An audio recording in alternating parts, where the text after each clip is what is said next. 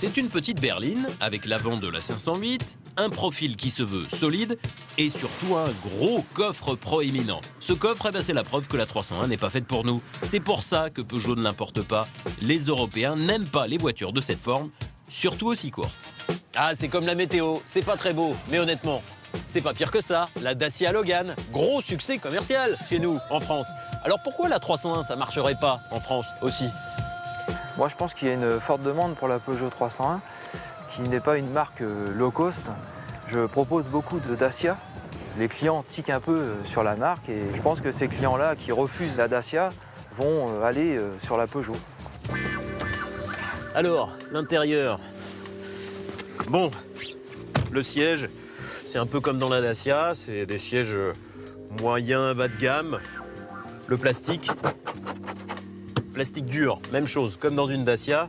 Là aussi, ça fait low cost. En revanche, le design est classique mais moderne. Le volant est vraiment réussi et vous regardez, il est coupé en bas, comme dans une Peugeot 208. Donc finalement, on peut dire que l'intérieur est totalement moderne et peut faire voiture milieu de gamme. Énorme coffre ultra profond, j'arrive pas à en toucher le fond.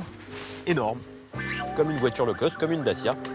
Pour les pays émergents, là, c'est clair. Un intérieur agréable avec beaucoup d'espace. Jusque-là, cette 301 est bien une vraie Peugeot. Mais est-elle digne de la réputation de la marque sur la route? Alors au volant, la 301 n'est pas une voiture low cost. On retrouve tout le savoir-faire Peugeot, confort et tenue de route. Là, la 301 est bien meilleure qu'une Dacia Logan. Et pourquoi?